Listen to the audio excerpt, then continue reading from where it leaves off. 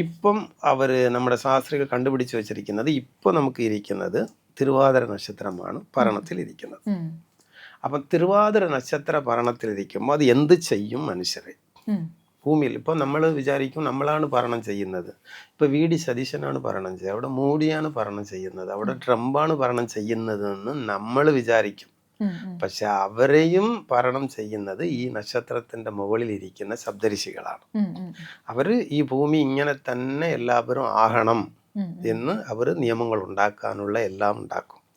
ശരി, അപ്പം തിരുവാതിരയിൽ ഏതാണ് ഭരണം ഉള്ളത് എന്ന് വെച്ചാൽ എല്ലാ മനുഷ്യരും സെപ്പറേറ്റ് ആകും. സെപ്പറേറ്റ് എന്ന് വെച്ചാൽ അമ്മയുടെ അച്ഛൻ്റെ താഴെ നിന്ന് 18 വയസ്സ് മുതൽ സെപ്പറേറ്റ് ആകണം. അവരുടെ മുഴു ധൈര്യം, മുഴു അറിവ്, അവരുടെ കഴിവ് എല്ലാം സെപ്പറേറ്റ് ആയിട്ട് വരണം. അച്ഛനില്ലെങ്കിൽ ഞാൻ ജീവിക്കത്തില്ല, അമ്മ ഇല്ലെങ്കിൽ ജീവിക്കത്തില്ല, ഇതെല്ലാം ഇനിയില്ല. അപ്പം എല്ലാവരെയും സെപ്പറേറ്റ് ആക്കും.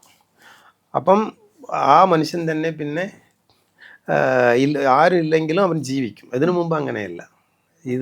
ഇപ്പം ഇത് വന്നിട്ട് 60 വർഷമായി, ഇനി 40 വർഷം ഉണ്ടാവും. അപ്പം 100 വർഷമാണ് ഇതിൻ്റെ കണക്ക്. അപ്പം ഇതിനു മുമ്പ് ഈ ഭൂമിയിൽ ഇരുന്നത് മകേരമാണ്. അതിൻ്റെ കാലമെല്ലാം കടന്നു.